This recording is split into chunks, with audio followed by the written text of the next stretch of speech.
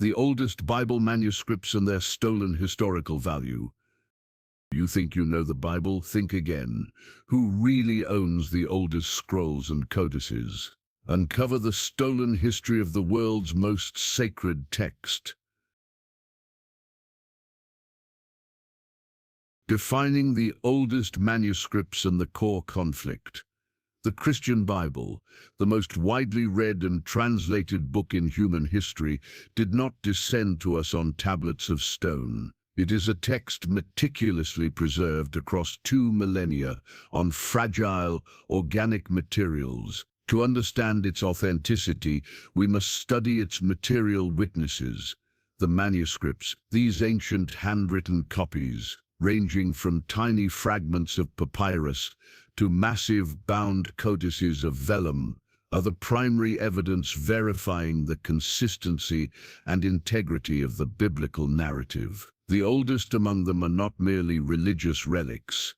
They are unparalleled historical documents, anchoring Judaism and Christianity to the reality of the ancient world. The academic discipline dedicated to this study is textual criticism, a rigorous field where scholars compare thousands of variations across different manuscripts to determine the most probable original wording. The manuscripts we are about to explore are the bedrock of this science, providing a near-direct line to the sources penned by the original authors or scribes. These are the documents that confirm the accuracy of our modern translations, often shrinking the textual gap between the earliest copies and the originals to mere decades. However, the history of these manuscripts is often a story of conflict, colonial ambition, and controversial acquisition. The term stolen historical value refers not only to outright theft, but to the broader ethical dilemma surrounding provenance. Who truly owns these fragments of global heritage? Is it the original community that preserved them, the nation from whose soil they were extracted, or the wealthy Western institutions that now possess the resources to conserve and digitize them? Historically, the movement of these invaluable artifacts, from the monasteries and arid lands of the Middle East and North Africa into the major libraries of Europe and North America, often occurred during periods of geopolitical imbalance, raising fundamental questions about the morality of their transfer, regardless of legal technicalities at the time. This inherent tension between the undeniable academic necessity of preservation and the moral claim of national and religious origin forms the central conflict of our exploration. We begin with the most famous discovery of the 20th century, which immediately plunged the scholarly world into chaos and controversy. Part 2. The 20th Century Breakthrough. The Dead Sea Scrolls.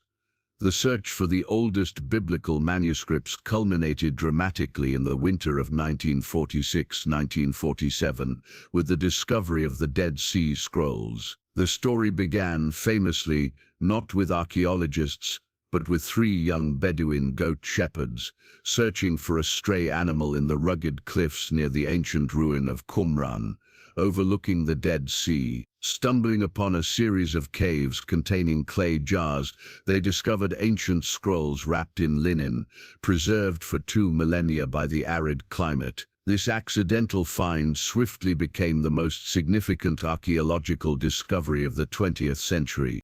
The scrolls consist of over 900 separate texts, representing the oldest surviving copies of books later canonized in the Old Testament, alongside numerous sectarian or non-biblical texts authored by the community that inhabited Qumran, often identified as the Essenes. Their significance is revolutionary, primarily because they predate the previously oldest extant Hebrew manuscripts, the Masoretic text, by roughly 1,000 years. The greatest confirmation of their value was the near-complete scroll of the Book of Isaiah, which, when compared to modern Hebrew Bibles, displayed astonishing textual consistency, confirming the fidelity of scribal transmission over vast periods of time.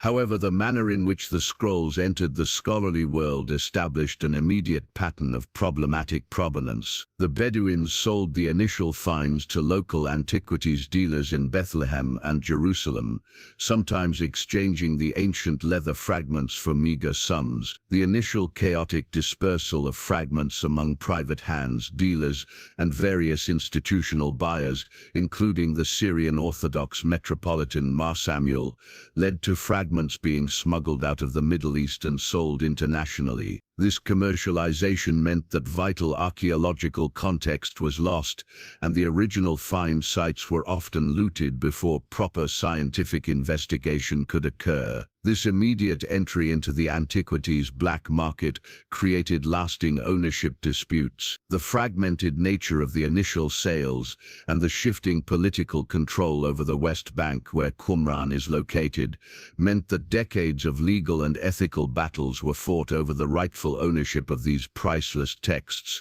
setting the stage for subsequent controversies regarding other major codices. Part 3. The Golden Codex, Codex Vaticanus, the academic secrecy. Moving from the fragmented scrolls of the desert to the institutional security of the Vatican, we encounter the Codex Vaticanus, arguably the oldest near-complete manuscript of the Christian Bible, dating back to the 4th century CE. Named simply after its longtime home, the Vatican Library, this codex is a towering achievement of ancient scribal art, written on fine vellum, treated calfskin, and bound into a single massive volume. Its contents are paramount, as it is a key witness to the Alexandrian text type, forming the backbone of most modern critical New Testament editions. The history of the Codex Vaticanus is one steeped in secrecy and institutional possessiveness. It has been housed in the Vatican Library since at least the 15th century, and possibly much earlier. For centuries, the Vatican maintained an extremely restrictive policy regarding access to its most precious manuscripts. The Codex Vaticanus was treated less as a document for global academic study and more as a guarded treasure of the Papal See. Scholars who requested access to compare the text were often denied or permitted only brief supervised glances. The papacy viewed the manuscript as essential property and resisted attempts to allow full collation or publication. This long-standing restriction created a form of academic theft in the eyes of the global scholarly community. By hoarding this crucial evidence for centuries, the Vatican effectively delayed and hampered textual criticism. The lack of access meant that scholars had to rely on inaccurate or incomplete hand-drawn transcriptions, slowing down the process of accurately reconstructing the earliest biblical text. It wasn't until the late 19th and early 20th centuries, due to both external pressure and changing papal attitudes, that reliable photographic facsimiles were finally published. The story of the Codex Vaticanus is thus a powerful case study in how the historical value of a manuscript can be temporarily stolen or denied, not through physical loss, but through institutional control and deliberate academic seclusion, forcing the world to wait for crucial knowledge hidden behind locked library doors. Part 4. The Found Codex, Codex Sinaiticus, the provenance controversy. If the Codex Vaticanus represents the power of seclusion, the Codex Sinaiticus represents the drama of discovery and the ensuing controversy over ownership. This manuscript, also dating to the 4th century CE, is one of the two most important surviving codices and is the oldest complete copy of the New Testament. Its discovery story, led by German scholar Konstantin von Tischendorf in the mid-19th century, is the quintessential tale of 19th-century European scholarly ambition colliding with ancient ecclesiastical tradition. Tischendorf made several visits to Catherine's monastery on Mount Sinai, an isolated, ancient Greek Orthodox institution. During his second visit in 1844, he allegedly found 43 pages of an ancient Greek manuscript, written on parchment in a wastebasket, slated for burning as fuel. He was allowed to take these pages, which he identified as part of the Septuagint. However, the most controversial moment occurred during his third visit in 1859, under the patronage of Tsar Alexander II of Russia. Tischendorf claimed he was finally shown the rest of the manuscript, which included the entire New Testament, and was allowed to take it as a gift to the Tsar, ostensibly for conservation and eventual publication. The transfer of Sinaiticus became a textbook example of contested provenance. The monks of St. Catherine's maintained that the manuscript was a loan for the benefit of scholarly research, while Tischendorf and the Russian imperial court treated it as a gift or a purchase that was legally transferred. The political and economic disparities between the isolated monastery and the powerful Russian Empire make the term gift highly suspect. The manuscript was subsequently housed in St. Petersburg until 1933, when the cash-strapped Soviet regime sold it, almost discreetly, to the British Museum for a substantial sum, £100,000, where it now resides in the British Library. Despite the indisputable benefits of its conservation and digitization, the monastery of St. Catherine's continues to pursue moral and historical claims to the Codex, asserting that its cultural heritage was commercially exploited and permanently removed during an era of colonial influence.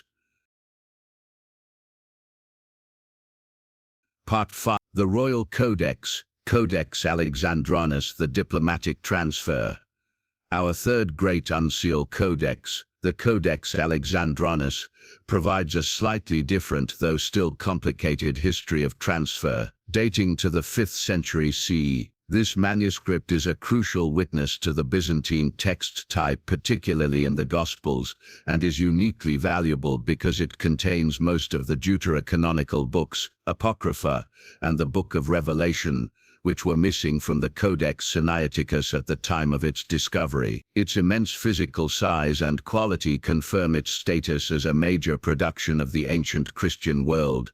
The Codex's historical name points directly to its origin, Alexandria, Egypt. Its journey out of Egypt followed the path of high-level diplomatic exchange. In the early 17th century, the Patriarch of Constantinople, Cyril Lucaris, who had previously served as Patriarch of Alexandria and possessed the manuscript, gifted it to King Charles I of England in 1627. This was a diplomatic gesture intended to foster goodwill between the Orthodox East and the Anglican Church, amidst the geopolitical complexities of the Ottoman Empire's expansion. The Codex was presented as a scholarly treasure and subsequently became part of the Royal Library, eventually transferring to the British Museum and now residing in the British Library alongside the Codex Sinaiticus.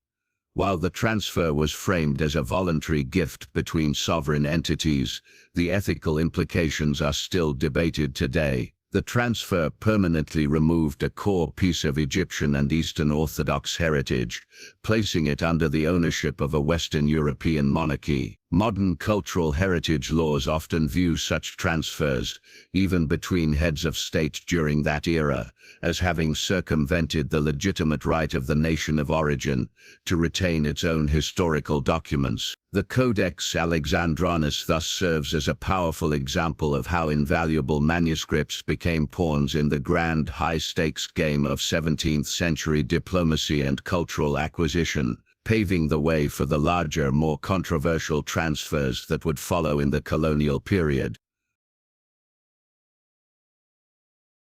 Part 6. The earliest papyrus texts, the foundation of the Greek New Testament. The great vellum codices, Vaticanus, Sinaiticus, Alexandrinus, are monumental in scope, but they date to the 4th and 5th centuries. To approach the apostolic age itself, scholars rely on the most fragile witnesses, the papyri. These texts, often mere fragments preserved only in the hyper-arid climate of Egypt, are typically the oldest surviving physical evidence for the New Testament, sometimes dating as early as the late 1st or early 2nd century.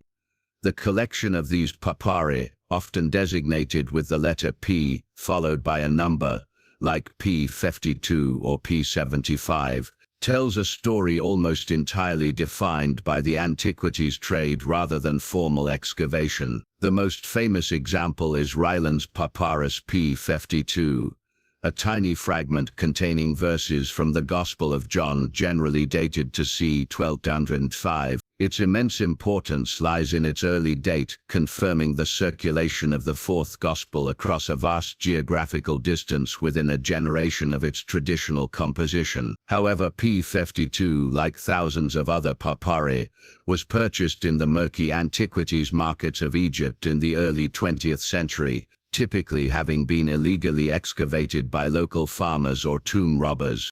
The most significant collection of these early texts are the Bodmer Papyri and the Chester Beatty Papyri, acquired by wealthy collectors who funded expeditions or purchased large hoards through dealers. While these acquisitions secured the manuscripts for modern study and conservation, the lack of archaeological context where they were found alongside what other materials and in which specific sites represents an irreparable theft of historical data. This loss prevents scholars from accurately mapping the early distribution and liturgical use of the biblical texts. Because these fragments often entered the market without documentation, it is almost impossible to trace their precise provenance, leaving their earliest history forever clouded by the circumstances of their commercial undocumented removal from the soil of their origin.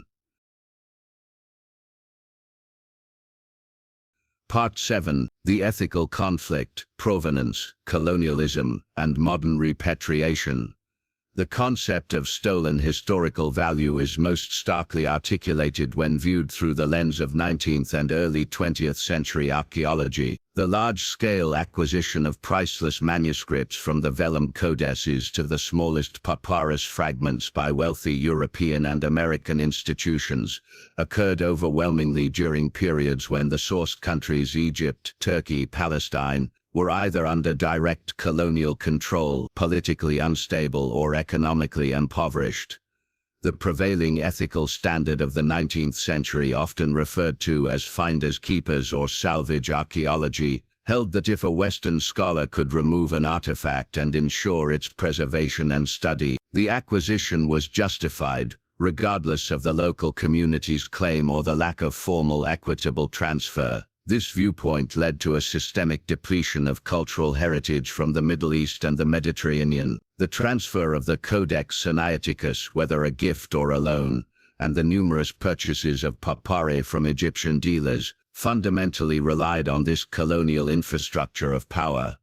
Today, this historical practice fuels the intense repatriation debate. Nations like Egypt, Greece, and Turkey argue that these manuscripts are integral components of their national, cultural, and religious identity and were acquired unjustly. They demand the return of these key artifacts from institutions like the British Library and the Vatican. This debate forces the global community to weigh the original injustice against the benefits of global conservation and access. While institutions possessing the codices argue they can provide superior long-term preservation and wider digital access, the argument for moral and national ownership remains a powerful counterclaim, compelling a reckoning with the problematic legacy of colonial-era archaeology. Part 8. Case Study. The Dead Sea Scroll Black Market and Modern Forgery. The problem of contested provenance is not merely a historical footnote. It continues to corrupt the integrity of ancient studies today. The immense academic and commercial value of the Dead Sea Scrolls DSS created an explosive black market demand which in turn fueled a crisis of outright fraud and forgery in the 21st century.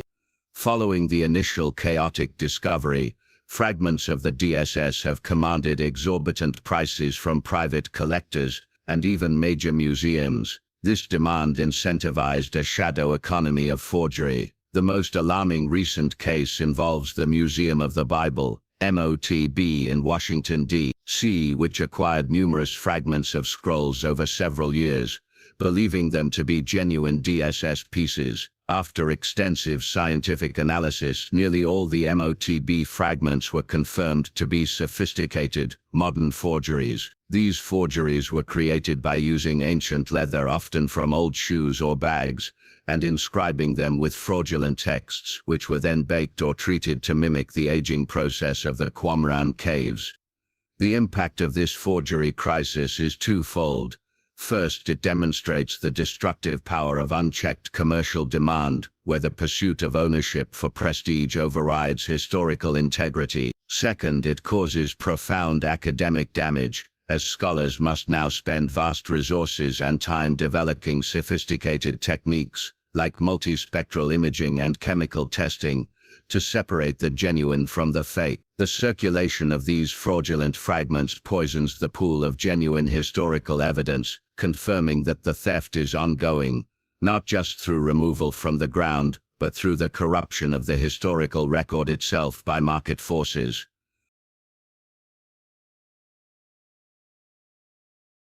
Part 9. The value of preservation, global academic gain. While the stories of acquisition are riddled with ethical complexity, it is vital to balance the narrative by examining the immense academic and communal benefits that resulted from the preservation efforts by the major institutions. The manuscripts, once safely housed in institutions like the British Library and the Vatican, were protected from the hazards of environmental decay, political instability, and the continuous threat of the black market. The key benefit lies in advanced conservation science. Modern facilities possess the climate-controlled environments, specialized chemicals, and techniques necessary to stabilize fragile materials like vellum and papyrus, which would otherwise disintegrate in less controlled settings. Techniques such as multispectral imaging have been used on both the Dead Sea Scrolls and the Codex Sinaiticus to reveal faded, previously illegible text, recovering lost historical data. Furthermore, these institutions have democratized access through digitalization. Projects like the Codex Sinaiticus website and the Leon Levy Dead Sea Scrolls Digital Library have made high-resolution images of these documents available free of charge to anyone in the world. This mass accessibility has fundamentally broken the centuries-long barrier of academic seclusion that once defined the fate of the Codex Vaticanus. While the physical ownership remains contested, the digital availability ensures that the historical value of these texts is no longer stolen or sequestered, but shared globally, fulfilling the ultimate goal of scholarship. Conclusion. The enduring legacy and the call for stewardship. Our journey through the history of the oldest biblical manuscripts reveals a complex tapestry woven with threads of faith, scholarship, ambition, and ethical compromise. We have examined texts that confirm the fidelity of the biblical narrative over a millennium, yet whose acquisition stories often reflect the darker side of colonial-era cultural exploitation. The conflict between the right of national origin and the necessity of global access remains unresolved. The oldest texts, the Dead Sea Scrolls, the Papyri, and the great codices, are more than just historical artifacts. They are the tangible link connecting billions of people to the sacred texts that define their belief systems. The enduring legacy of these manuscripts demands a new model of guardianship, one that moves beyond the possessiveness of the past. The task of the current generation is to ensure that the historical value of these objects is neither physically threatened nor academically hoarded. This requires continued efforts in advanced preservation, aggressive cooperation in repatriation when appropriate, and unwavering commitment to digital accessibility. Ultimately, the true value of the oldest Bible manuscripts is not measured by the price they command on the black market or the flag under which they reside, but by the extent to which they are available for study, confirming the historical roots of the text and enriching the spiritual lives of all humanity. They stand as immutable witnesses to history, demanding respect both for their age and for the communities from which they originated.